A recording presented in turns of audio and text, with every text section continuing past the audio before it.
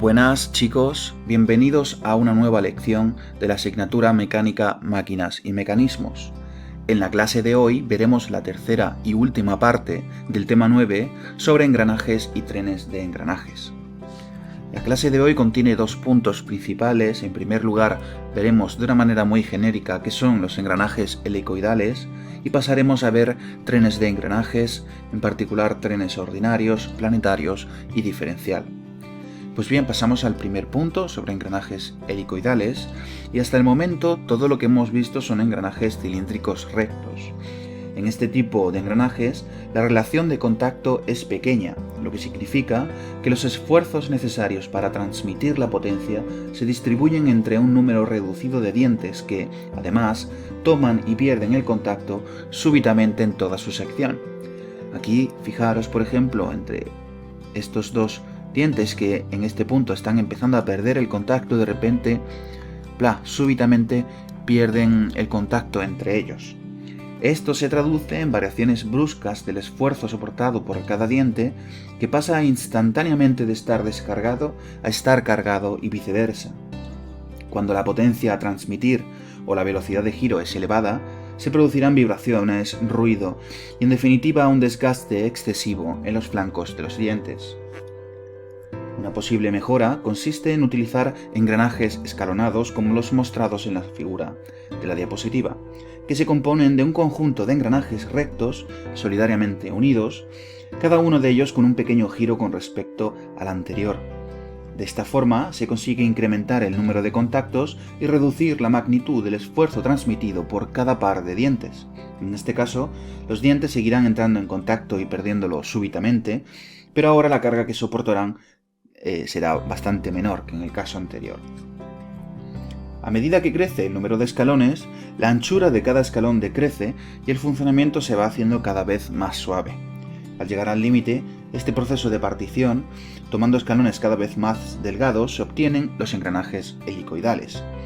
Fijaros que en cada uno de ellos, conforme el espesor ha ido decreciendo, llegamos al límite, cada uno de estos escalones tendrá un espesor infinitesimal, es decir, el espesor de cada uno de estos escalones será un diferencial de x.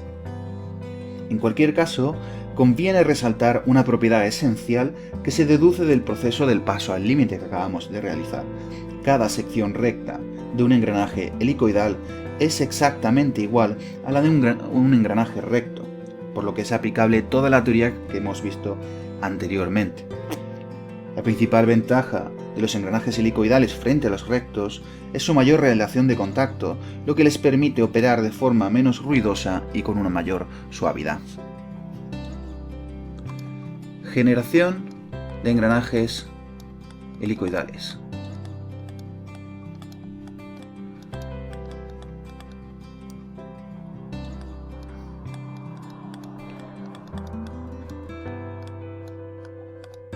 De engranajes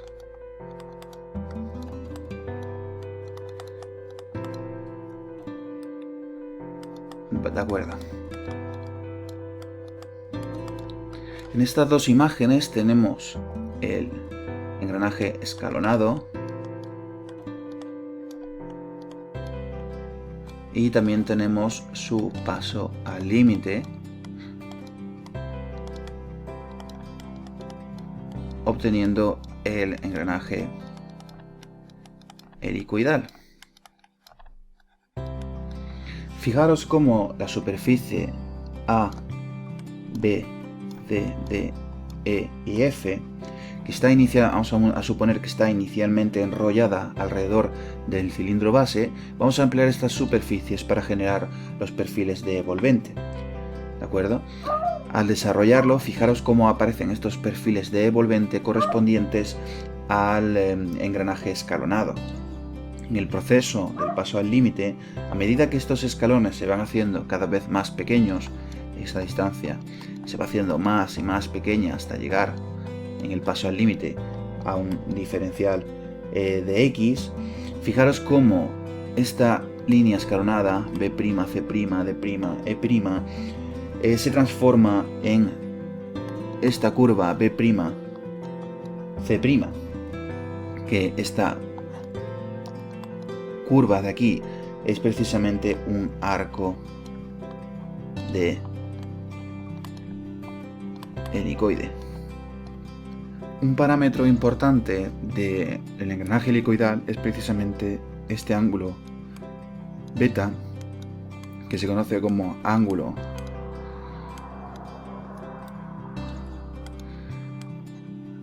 de la hélice, y es el ángulo que existe entre la recta BC y el eje del cilindro. Esta línea punteada es el eje del cilindro. Fijaros que este ángulo, si lo miramos de frente, como aquí, en este dibujo de aquí, fijaros cómo ese ángulo determina el desarrollo de los dientes del engranaje helicoidal. La forma que toman los flancos de los dientes, lo tenemos representado en esta imagen, es una superficie llamada helicoide reglado. Helicoide reglado, es una superficie reglada. Y la principal propiedad de este helicoide reglado es que cualquier sección de esta superficie por un plano tangente al cilindro base es una línea recta, por eso es un helicoide reglado. Y cualquier sección perpendicular al eje del cilindro es una evolvente. Es decir, si yo corto esta superficie con un plano perpendicular al eje del cilindro, lo que aparece es una evolvente. Por lo tanto, cumplimos esta propiedad que decíamos del engranaje helicoidal, que cada diferencial de longitud en la dirección del cilindro está engendrando como si fuese un engranaje recto, ¿de acuerdo? Por eso decíamos que podíamos aplicar a nivel de cada uno, llamamos a esto la coordenada x, ¿de acuerdo? Para cada valor de x tendremos una evolvente, podremos aplicar toda la teoría que hemos visto antes sobre engranajes cilíndricos rectos. Y por último, otro parámetro importante de estos engranajes helicoidales es el salto de base.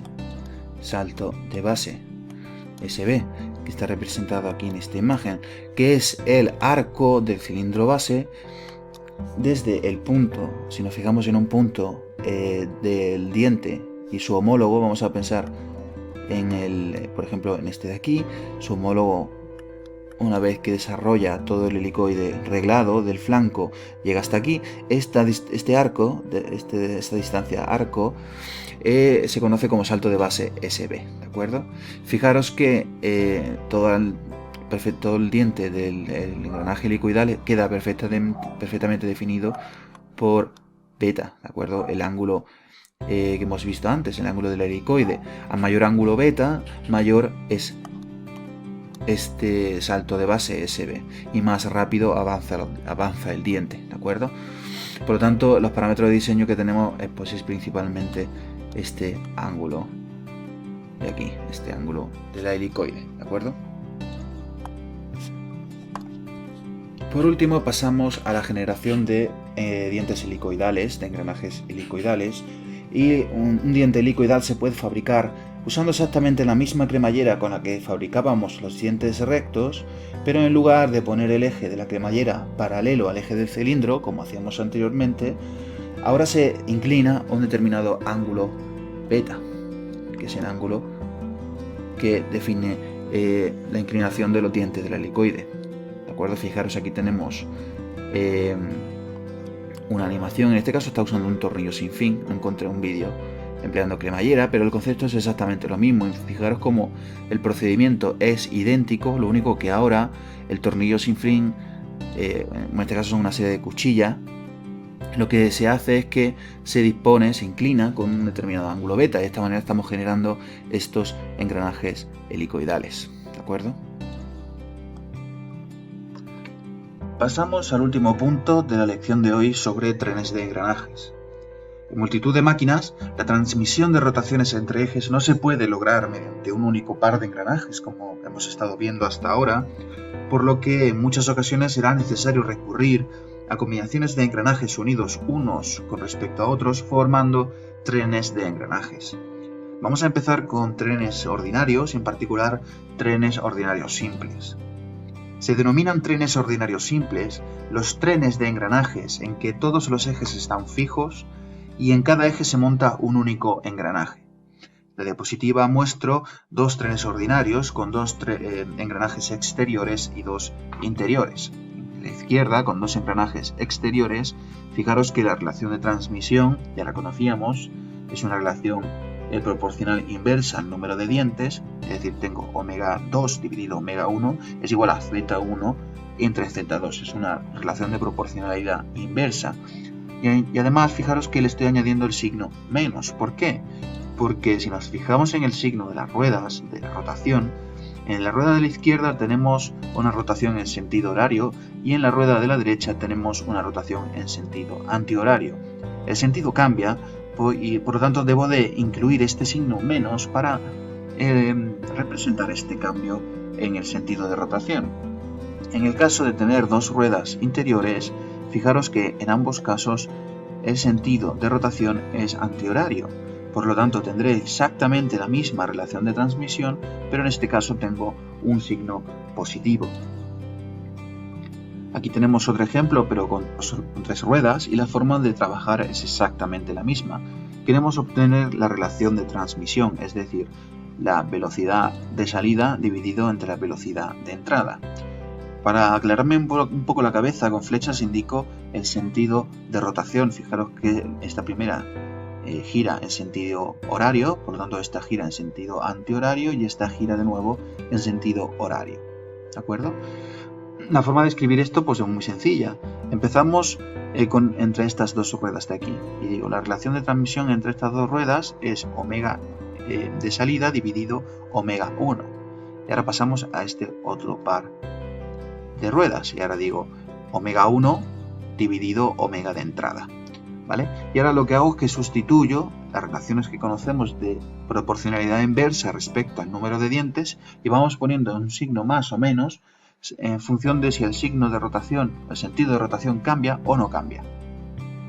Fijaros, entre omega s y omega 1 el sentido de la rotación cambia, le pongo un signo menos y tengo que hacer la proporcionalidad inversa, entonces tengo omega s, omega 1, z1, zs.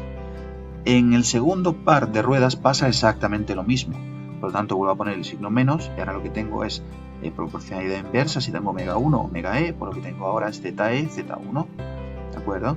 Fijaros que el signo menos con el signo menos se va a más y el Z1 se va con el Z1, me queda ZE, ZS, es decir, la relación de transmisión salida-entrada solamente depende del número de dientes de las ruedas de entrada y salida, ¿de acuerdo?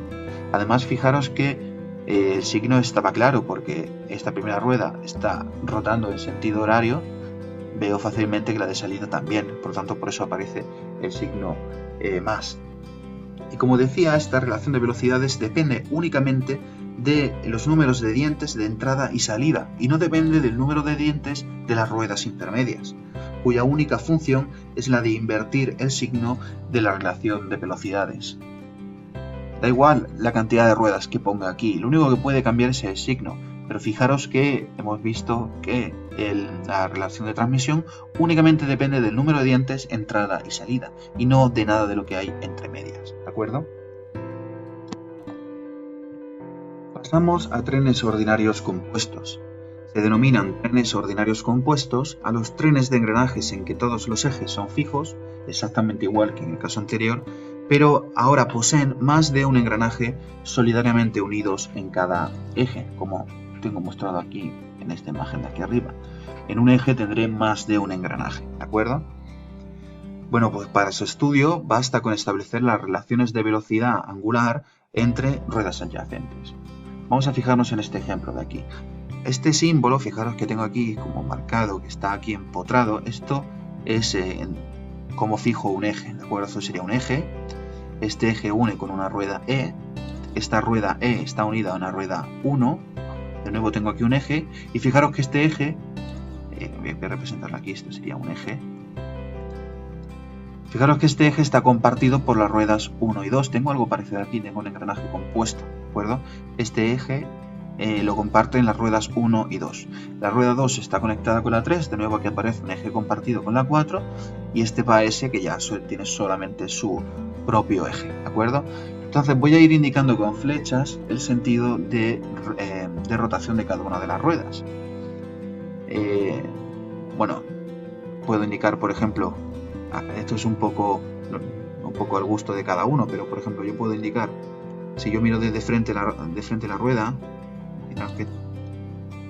si la rueda la miro de frente, gira así, supongo que tiene lo indico con una flecha en planta hacia la derecha, ¿de acuerdo? No me importa realmente si la flecha hacia la derecha indica sentido antihorario o horario, esto me da un poco igual, ¿de acuerdo? Lo que tengo que ser es consecuente a la hora de representar la flecha, pero realmente ese sentido horario o antihorario me da un poco igual. Entonces, supongo que la primera rueda gira con una flecha aquí hacia la derecha, ¿vale?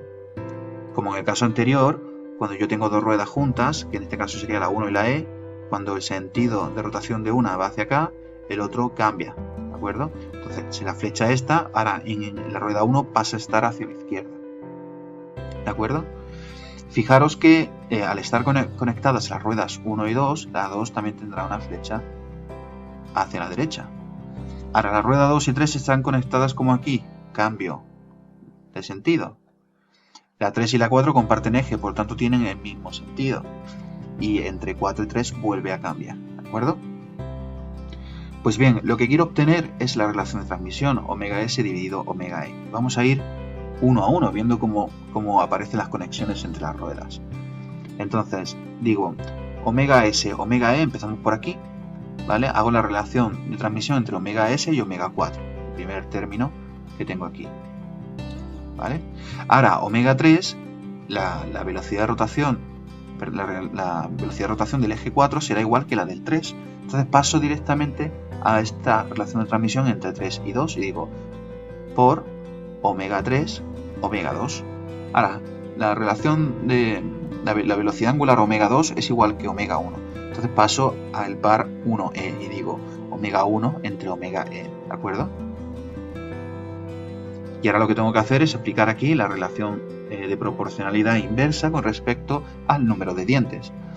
Entre omega s y omega 4 directamente pongo z4, zs y le tengo que poner un signo menos, sí o no. Tengo que poner un signo menos porque está cambiando el sentido de las flechas.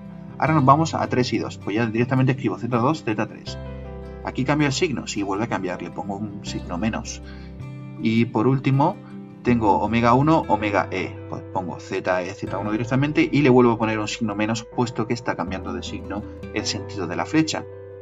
Menos, menos, más, menos, menos. Me queda ZE, Z2, Z4 en el numerador, Z1, Z3, ZS en el denominador, ¿de acuerdo? Fijaros que en este caso, como dentro de un eje hay variaciones de radio, la relación final sí que depende de los radios de las ruedas intermedias, ¿de acuerdo? Bueno, y como norma general podremos escribir la relación de transmisión usando esta formulita de aquí. Es igual a un signo por el producto del número de dientes de las ruedas conductoras, dividido el número de dientes de las ruedas conducidas, ¿de acuerdo? Esto lo podemos ver de la siguiente manera. Yo puedo decir, vale, la rueda E la voy a denominar conductora, ¿vale? Conductora es la que inicia el movimiento. La que lo recibe es una conducida. Entonces la rueda 1 será conducida. Entre la rueda 1 y la rueda 2, fijaros que comparten eje. De tal manera que ahora la rueda 2 será ahora conductora de la rueda 3, que será conducida. La rueda 3 está unida con un mismo eje a 4, a la rueda 4, la rueda 4 ahora será conductora del eje S, que ahora será conducido.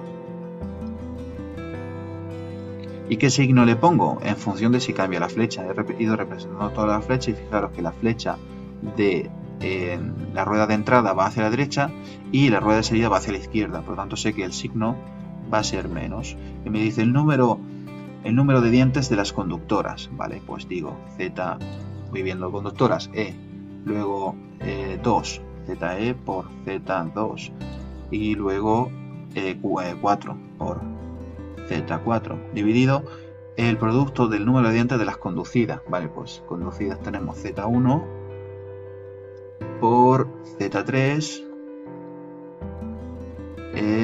y conducida y ZS, la última, ZS.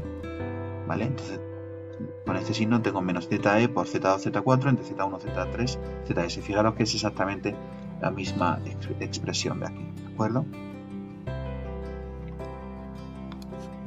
Pasamos ahora a trenes planetarios. A partir de aquí, la situación va a complicarse un pelín.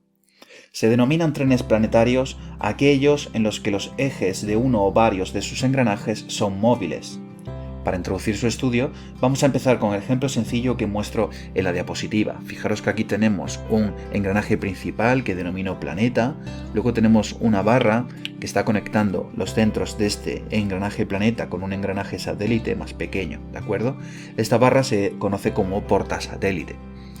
Por lo tanto, lo que tenemos es tres sólidos que están rotando todos, cada uno con una velocidad angular distinta, y la condición que tenemos es la que impone la barra. La barra está obligando al engranaje satélite a rodar sobre o a engranar sobre el engranaje planeta, ¿de acuerdo? Vale, para empezar con este estudio lo que hacemos es vamos a fijar primero uno de los sólidos. Fijaros que aquí este símbolo lo pongo siempre que indico que uno de los sólidos está quieto. Vamos a fijar el engranaje planeta, ¿de acuerdo? Y consideramos que el portasatélite gira con una velocidad angular omega y el satélite con una velocidad angular omega 2, ¿de acuerdo? Y vamos a calcular la relación de velocidades angulares que existe entre omega y omega 2, es decir, entre la velocidad angular del portasatélite y del satélite, ¿de acuerdo? Para ello vamos a analizar cuál es la velocidad del punto P. La velocidad del punto P es muy fácil de obtener, porque ¿cuál es? Al ser un momento de rodadura pura, lo que tengo que hacer es multiplicar la distancia por la velocidad angular. La velocidad angular del portasatélite es omega. ¿Y cuál es la distancia entre O y P? Bueno, el radio del engranaje planeta será R1 y del portasatélite R2. Por lo tanto, la distancia entre O y P será R1 más R2. Por lo tanto, puedo escribir que la velocidad del punto P es omega por R1 más R2, ¿de acuerdo? Pero es que además, desde el punto de vista del satélite, puedo escribir la velocidad del punto P como la velocidad de h del punto de contacto más la velocidad del punto h dado por el satélite. Fijaros que la velocidad h, esto es cero, estamos diciendo que el planeta está estático, es cero. ¿Y cuál es la velocidad del punto pH? Es decir, el punto de contacto dado el satélite, pues es omega 2 por R2 en la rodadura del satélite, ¿de acuerdo? Fijaros que yo puedo igualar estas dos magnitudes y lo que tengo, si las igualo, tengo omega R1 más R2, esto es igual que omega 2 R2, de aquí despejo omega 2 y tengo esa expresión que tengo escrita ahí abajo.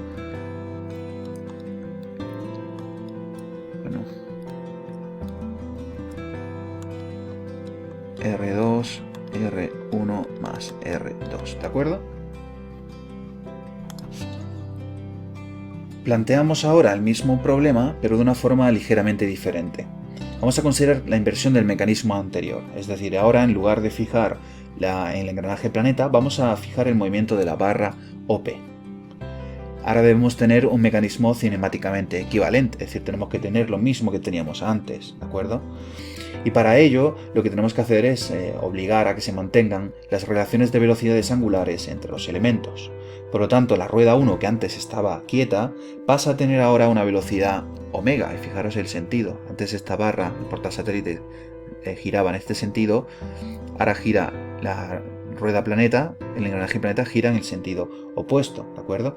Y la velocidad angular de la rueda 2 antes era omega 2, ahora pasa a ser omega 2 menos omega. ¿De acuerdo? Fijaros que ahora lo interesante de esto es que tenemos un tren ordinario de ejes fijos. ¿De acuerdo? Ahora es como si no tuviésemos esta barra. Pasamos a tener un tren ordinario. Y ya sabemos cómo obtener el tren ordinario muy fácilmente. ¿De acuerdo? Fijaros que yo puedo escribir directamente la velocidad fijaros la velocidad del punto H para la rueda 1, ¿qué es? Pues es omega por R1. Y la velocidad del punto de contacto para la rueda 2, pues esto es omega 2, esto es R2, pues es la velocidad angular, que es omega 2 menos m por R2, ¿de acuerdo? Si yo igualo estas dos magnitudes, tengo omega R1, aquí tengo omega 2, omega 2 R2 menos omega R2, me llevo el omega para acá, ¿de acuerdo? Y lo que tengo es omega R1 más R2 es igual a omega 2 R2, por lo tanto omega 2 es R2, R1 más R2, que es la expresión que tengo aquí y que es la misma expresión que obtuvimos hace un momento, ¿de acuerdo? Fijaros que esta inversión de movimiento que acabamos de hacer equivale a representar ahora el sistema desde un punto de vista de un observador unido a la barra OP. Es decir, imaginamos que nos subimos sobre la barra OP, ¿de acuerdo? Este es el observador y este observador viaja con esta barra. Por lo tanto, este observador vería la barra como fija, es decir, es como cuando vamos en un coche. Cuando vamos en un coche, para nosotros el coche está quieto y lo que vemos es moverse a la calle. Cuando sabemos que realmente lo que ocurre es lo contrario. Aquí pasa lo mismo.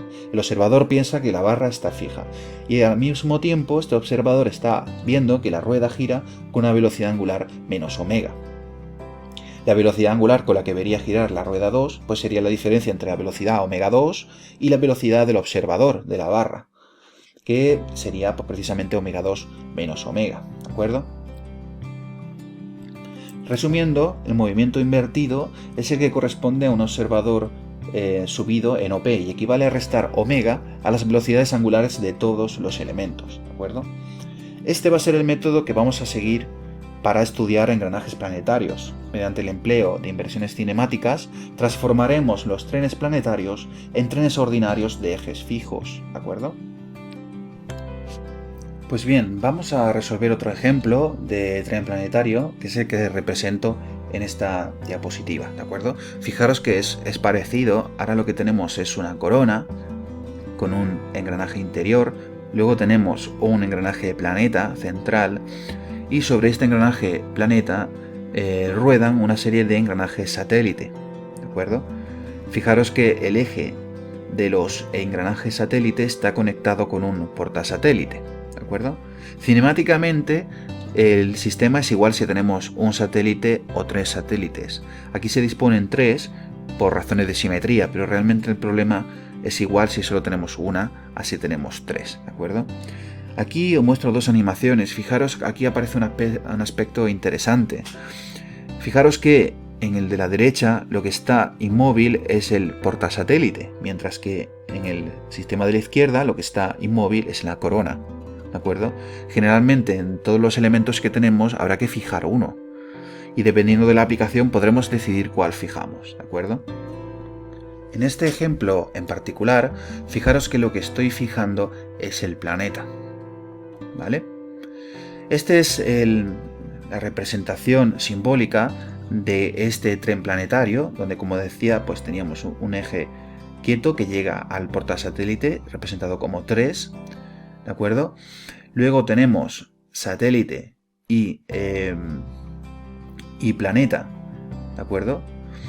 Representados como las ruedas 1 y 4, y luego tenemos la corona representado como el eje 2. Fijaros que la relación que existe entre la corona y los satélites son engranajes interiores. Así lo represento con esta especie de, parece un circuito en paralelo, ¿de acuerdo? Así es como estoy representando que engranan de una manera interior, ¿de acuerdo? Y lo que queremos obtener es la relación de transmisión salida-entrada, que la vamos a definir como la velocidad angular de la corona dividido la velocidad angular del portasatélite, omega 2 dividido omega 3. Para ello vamos a emplear el método de inversión cinemática que acabamos de ver, de modo que transformaremos este tren planetario donde hay ejes móviles en un tren ordinario. Para ello lo que tenemos que hacer es detener uno de los ejes, en este caso vamos a detener el eje 3, vamos a restar omega 3 a todos los engranajes, ¿de acuerdo? Fijaros que si al principio yo consideraba que el engranaje planeta estaba estático, omega 1 igual a 0, ahora vamos a tener omega 1 menos omega 3, ¿vale? Omega 4 pasa a valer omega 4 menos omega 3 y omega 2 pasa a ser omega 2 menos omega 3, ¿de acuerdo? Y ahora lo que estoy haciendo es que, como decía, suponemos que el eje 3 está estático, fijaros cómo ahora pasa a tener el símbolo de eje quieto, ¿de acuerdo? Pues bien, como decíamos antes, esto equivale a representar el movimiento tal y como lo vería un observador que estuviese subido en el eje 3 y girase solidariamente con él. Vale, aquí he representado las flechas también para representar el sentido. Como decíamos antes, recordábamos que la relación entre el giro real del engranaje y la flecha no se sabe exactamente cuál es. Entonces realmente lo pongo de una manera arbitraria. Entonces digo, vale, la rueda 1 gira hacia la izquierda. Fijaros que estos están conectados en serie, el 1 y el 4, por lo tanto cambio el signo de la flecha. ¿Y qué pasa entre 4 y 2? Fijaros, si nos vamos aquí, la relación que existía entre 4 y 2, el satélite y la corona, es un engranaje interior, por lo tanto no cambia de signo la flecha. Fijaros que aquí aparece la flecha hacia la derecha exactamente igual que aquí, ¿de acuerdo? Y como decía, es importante resaltar que los sentidos de estas flechas representan las velocidades relativas y no guardan relación con el sentido real del giro absoluto de cada engranaje. Únicamente son herramientas que usamos, son herramientas intermedias que empleamos durante la resolución del tren ordinario invertido. Entonces realmente no importa si la flecha va a la derecha o a la izquierda, lo que importa es el sentido relativo de una flecha con respecto a otra, porque queremos ver si existe o no inversión de giros, pero nada más que eso, ¿de acuerdo? Pues bien, dado que ya tenemos un tren ordinario simple equivalente, fijaros aquí en este caso que cada eje tiene únicamente una rueda, por lo tanto tenemos un tren ordinario simple. En este caso la relación de velocidad vimos que no depende del número de dientes de las ruedas intermedias, únicamente dependen del número de dientes de la rueda de entrada y rueda de salida, ¿de acuerdo? Pues si nos fijamos, vamos a considerar esto como la salida y esto como la entrada. Pues podemos dividir omega 2 menos omega 3 entre omega 1 menos omega 3. Y sabemos que esto tiene que seguir la ley inversa de proporcionalidad con respecto al número de dientes. Aquí tenemos el eje 2, por lo tanto divido entre Z2, y aquí tenemos Z1 arriba. Y fijaros que aquí la flecha va hacia la derecha y aquí la flecha va hacia la izquierda. Como tienen sentido distinto, debo de poner el signo menos, ¿de acuerdo? Y obtengo esta relación. Pues bien, con esta relación puedo volver al caso anterior. El caso anterior, la característica que tenía es que omega 1 es igual a 0, es decir, el engranaje planeta estaba estático. Si yo sustituyo aquí omega 1 igual a 0, lo que me queda es omega 2 menos omega 3 dividido menos omega 3, que esto es igual que menos omega 2 omega 3 más 1 igual a menos Z1 Z2. Por lo tanto, omega 2 entre omega 3 es 1 más Z1 entre Z2. Esto es igual que Z2 más Z1 dividido Z2, que es exactamente la relación que tenemos aquí abajo. Fijaros que aparece un signo positivo. Aquí aparece un signo positivo, lo que significa que las ruedas 2 y 3 giran en la misma dirección, es decir, el portasatélite y la corona girarán exactamente en el mismo sentido. Pasamos ahora a los trenes de engranajes de tipo diferencial. Casi todos los trenes de engranajes ordinarios y planetarios tienen un solo grado de libertad, que son todos esos que hemos visto hasta ahora, pues estos funcionan como reductores, es decir, reducen la velocidad angular de entrada, multiplicadores, la aumentan, o simplemente como elementos de transmisión entre ejes. Sin embargo, existe una importante aplicación de los trenes planetarios que poseen dos grados de libertad. Estos son los diferenciales. Los diferenciales se montan en el motor y las ruedas motrices de los automóviles para permitir que cada rueda pueda dar un distinto número de vueltas mientras recibe potencia. Por ejemplo, si nos fijamos en la rueda de un automóvil y vamos a suponer que realizamos un giro hacia la derecha, ¿de acuerdo? Si realizamos un giro hacia la derecha, los ejes ahora se disponen más o menos así y más o menos así, ¿de acuerdo? Fijaros que en este caso la rueda izquierda recorre una distancia mayor que la derecha, por lo tanto deberá dar más vueltas que esta o alguna de las dos ruedas patinará, ¿de acuerdo? Tendrá que dar más vueltas porque el diámetro de las ruedas es el mismo, ¿de acuerdo? Entonces si tenemos una mayor distancia tendrá que dar más vueltas, ¿de acuerdo? En el caso habitual de que el coche marche en línea recta, pues entonces las dos ruedas realizarán exactamente el mismo número de vueltas, ¿de acuerdo? Porque recorremos exactamente la misma distancia. Por lo tanto, necesitamos aquí un mecanismo que permita acomodar estas variaciones de las rotaciones de las ruedas, ¿de acuerdo? Y aquí tenemos una animación que está representando este diferencial. ¿Cómo funciona este mecanismo? Bueno, pues fijaros, aquí tenemos la barra de entrada, que es la barra que vendría del motor. Este eje está rotando directamente sobre este engranaje cónico, ¿de acuerdo? Este engranaje cónico está enlazando con un portasatélites y este portasatélites enlaza los ejes de estos engranajes satélite. Estos engranajes satélite están rodando directamente sobre estos dos engranajes que están ligados a los ejes de la rueda izquierda y rueda derecha. Fijaros, en esta animación se aprecia cómo el de la derecha gira mucho más rápido que el de la izquierda, ¿de acuerdo? Aquí tenemos una representación de este diferencial. Fijaros, tenemos de nuevo el eje del motor, ¿de acuerdo? Sobre la carcasa de este diferencial tenemos en la rueda grande, esto es un engranaje cónico. Dentro tenemos las ruedas satélite, y las ruedas satélite giran sobre los engranajes de la rueda derecha y la rueda izquierda, ¿de acuerdo? Aquí en la animación del coche tenemos exactamente lo mismo, ¿de acuerdo? Fijaros cómo aparece aquí el portasatélite, dentro aparecen los engranajes satélite, están girando sobre los ejes izquierdo y derecho, ¿de acuerdo? Pues bien, el tren diferencial puede adoptar diversas formas, pero la más habitual es la que muestro aquí en la animación, ¿de acuerdo? ¿Cómo funciona esto? Bueno, pues tenemos nuestro eje de entrada E en verde, ¿de acuerdo? Este eje de entrada está rodando directamente sobre este engranaje cónico que represento en azul y que denomino 2. Fijaros que los portasatélites de estos dos engranajes satélite, recuerdo que solo haría falta uno, pero generalmente por simetría pues disponemos dos, pero cinemáticamente es lo mismo tener uno que tener dos. Como decía, este portasatélites está ligado solidariamente al engranaje cónico en azul 2, ¿de acuerdo? Estos portasatélites están obligando a los engranajes satélite pintados en naranja, y que denomino como 1, a que rueden sobre los engranajes de los ejes derecho en rojo y eje azul en cian, ¿de acuerdo? Fijaros que denomino I. Por lo tanto, la velocidad de rotación será omega i, la derecha omega d, ¿de acuerdo? El engranaje cónico grande en azul, omega 2, los engranajes satélite 1 y el de entrada e, ¿de acuerdo?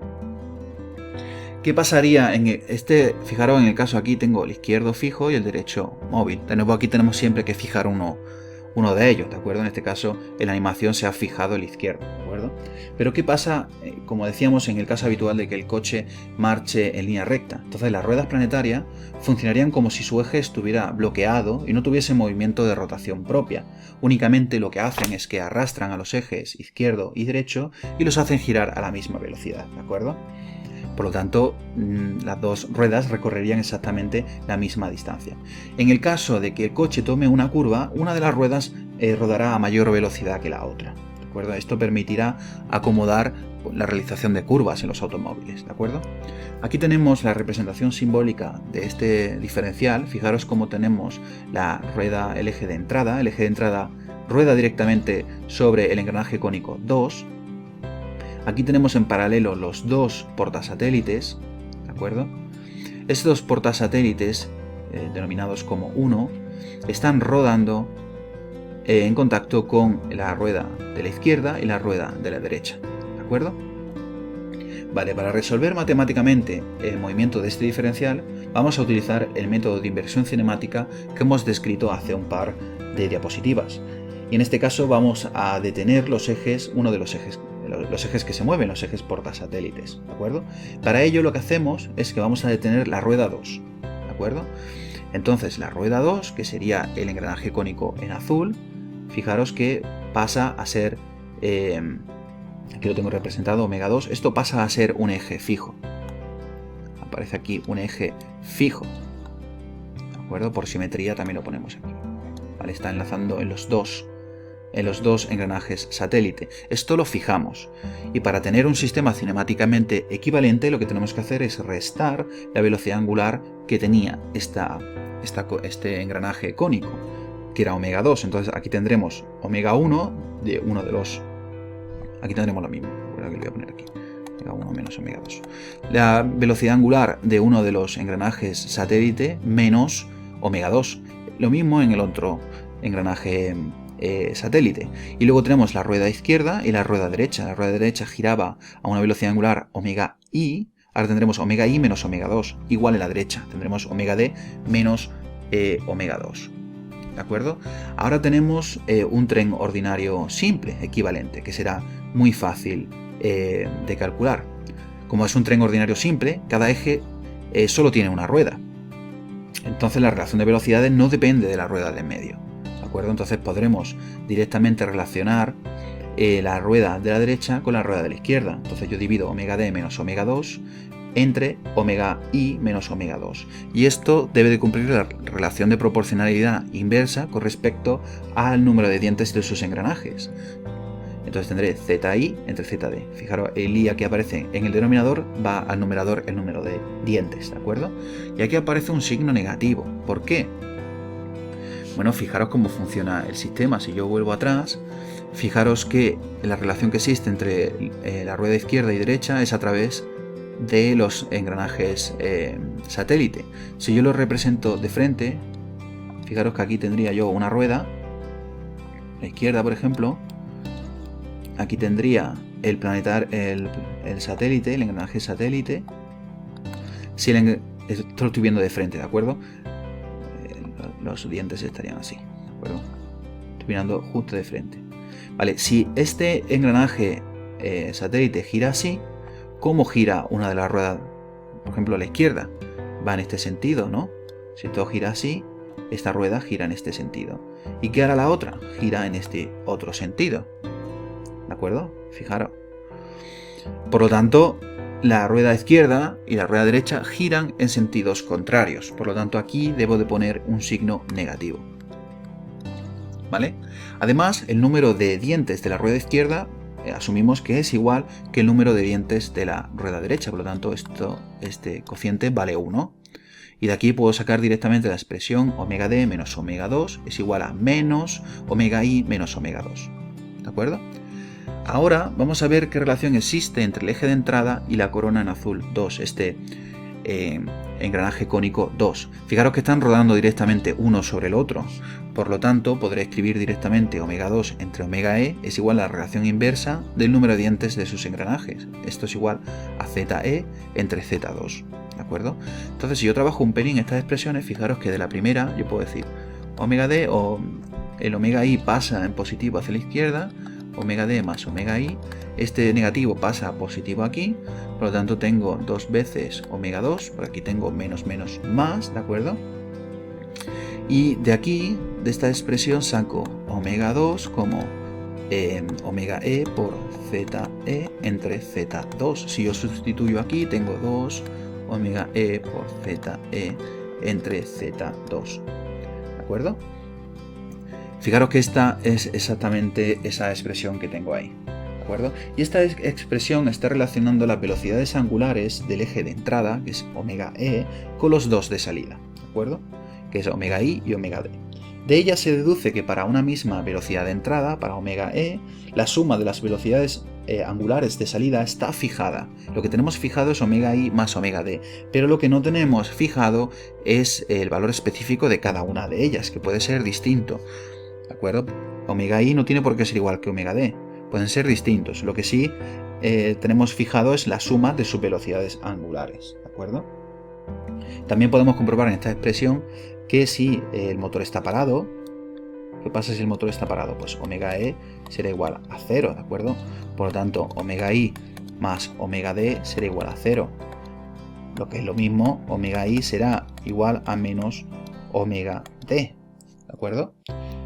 Entonces, ¿qué es lo que pasa? Que una rueda tiene que girar exactamente igual que la otra, pero en sentido contrario. Por ejemplo, vamos a imaginar que la rueda izquierda se hace girar en un sentido, ¿vale? Para que estamos realizando una curva. Entonces la rueda derecha girará con la misma velocidad angular, pero con sentido contrario, ¿de acuerdo? Pues bien, por último vamos a pasar a ver un ejemplo curioso, que es un ejemplo de una caja de cambios automática, ¿de acuerdo? El tren de engranajes que muestro en la figura es un tren planetario empleado en una caja de cambios automática. Para modificar la relación de velocidades, lo que hacemos es que cambiamos mecánicamente el elemento fijo, de forma que cambia la relación de velocidades de entrada y salida, ¿de acuerdo?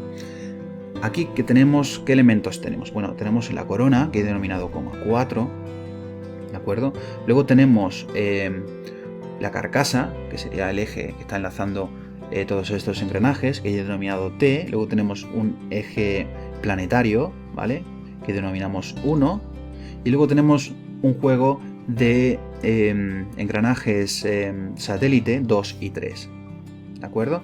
Esta es la representación simbólica de este sistema. Tenemos la carcasa, un eje fijo, ¿de acuerdo? Esta carcasa, fijaros que va paralelamente a los ejes satélite, a los engranajes satélite 2 y 3, ¿de acuerdo? Fijaros que luego el eje planetario 1 está conectando directamente con los ejes satélite 2, los satélite 2 a su vez están conectados con el 3 y el 3 está conectado con el 4. Fijaros que aparece como de nuevo este símbolo como si fuese un circuito en paralelo, puesto que tenemos rodadura interior entre los engranajes satélite 3 y la corona 4, ¿de acuerdo? Pues bien, nos piden que determinemos las relaciones de transmisión para 3 marchas distintas. Nos dicen que la primera marcha tiene la entrada en 1, ¿de acuerdo? La entrada en 1 es el engranaje planetario y tiene la salida en T, ¿de acuerdo? Que sería la carcasa. Y lo que hacemos es que bloqueamos 4, bloqueamos la corona. Entonces nos piden que determinemos cuál es la relación entre la velocidad angular de T y la velocidad angular de 1. Fijaros que T está haciendo el papel de este portasatélites que hemos estado viendo hasta ahora, ¿de acuerdo? En la segunda marcha tiene la entrada en el portasatélite en T y la salida en 4, la corona exterior, ¿de acuerdo? Y lo que hacemos es que bloqueamos el engranaje planetario y nos piden la relación entre omega 4 y omega T. Y por último, la tercera marcha tiene la entrada en el engranaje planetario y tiene la salida en la corona exterior. Y para esto bloqueamos el portasatélite T, ¿de acuerdo? Además nos están diciendo los números de dientes que tienen los distintos engranajes. Nos dicen que Z1 tiene 24, Z2 tiene 12, Z3 tiene 12 y Z4 tiene 72. ¿Cómo resolvemos este problema? Bueno, pues empleamos el método de inversión cinemática que hemos estado viendo hasta ahora. Lo que tenemos que hacer es fijar el portasatélite, ¿de acuerdo? Si nosotros fijamos el portasatélite, nos cargamos, esto sería un eje fijo aquí, y un eje fijo aquí, ¿de acuerdo? Y este portasatélite tendría una velocidad angular omega t, ¿de acuerdo? Entonces tenemos que restar omega t al resto de ruedas, ¿de acuerdo? Vamos a poner flechas con los sentidos de giro. Vamos a suponer que el engranaje planetario tiene este sentido. El engranaje planetario está conectando con 2, por lo tanto 2 va a tener un signo cambiado. La flecha tiene que tener signo opuesto. 2 está conectado con 3, tiene que tener signo opuesto de nuevo. ¿De acuerdo? Y 3 está conectado con 4. Fijaros cómo está conectado con 4. Es un engranaje interior. Por lo tanto, aquí no va a haber inversión de signo para nada. ¿De acuerdo? Entonces aquí tendremos exactamente el mismo sentido de giro. ¿Y qué velocidades angulares tengo? Bueno, pues muy fácil. Aquí yo tenía omega 1, pues ahora tengo omega 1 menos omega t. Aquí yo tenía omega 2, pues ahora tengo omega 2 menos omega t. Omega 3 menos omega t. Y aquí tengo omega 4 menos omega t. Ya tengo un tren ordinario simple, entonces puedo relacionar directamente la salida con la entrada. Vamos a relacionar esta velocidad angular de aquí, omega 1 menos omega t, vamos a relacionarlo directamente con omega 4 menos omega t. Entonces digo omega 1 menos omega t entre omega 4 menos omega t. Esto debe de cumplir la relación inversa de proporcionalidad con respecto al número de dientes de sus engranajes. Aquí está, este de aquí, ¿cuántos tiene? Esto tiene Z4, ¿de acuerdo? Y estos de aquí, ¿cuántos tiene? Z1. Entonces esto es igual a Z4 entre Z1. ¿Y qué signo le pongo? Bueno, este va hacia la derecha y este va hacia la derecha también. Por lo tanto, tengo que poner aquí más. ¿De acuerdo? Entonces lo único que tengo que hacer es jugar con esta expresión y ver qué entradas y salidas tengo. ¿Vale? Para la primera marcha, fijaros que lo que estoy bloqueando es 4. ¿De acuerdo? Entonces, si yo bloqueo 4, lo que estoy diciendo es que omega 4 es igual a 0. ¿De acuerdo? Aquí tengo, vamos a ver, tengo omega 4 me lo llevo a 0. Entonces tengo omega menos omega 1 omega t más 1. Esto es igual a Z4 entre Z1. Nos están pidiendo omega t entre omega 1. Vale, pues entonces de aquí voy a despejar omega 1, omega t me lo llevo a la derecha. Entonces me queda aquí 1 menos Z4 Z1. Por lo tanto, la relación que nos piden omega t omega 1 será 1 entre 1 menos Z4 Z1. Si yo despejo o sustituyo el valor del número de dientes que me dice el enunciado, pues tengo 1 menos Z4 es 24. No, perdón. Z4 es 72. 24. Esto es igual a 24 sube aquí arriba.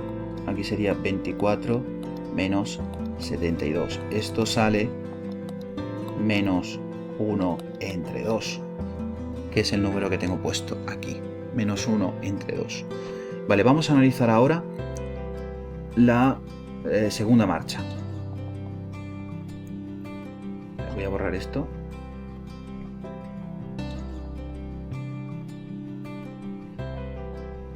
Vale, en la segunda marcha lo que estoy bloqueando es omega 1, entonces omega 1 pasa a ser 0. Entonces aquí tengo menos omega t omega 4 más 1 igual a Z4 entre Z1. Aquí nos piden omega 4 entre omega t, entonces lo único que tengo que hacer es operar aquí un poquito igual que hemos hecho antes, ¿de acuerdo? Si realizáis esta operación, que es muy sencilla, lo único que tenéis que hacer, como decía, es sustituir el valor de los zetas del número de dientes, obtendréis la relación que tengo aquí marcada como 2 entre 3, ¿de acuerdo?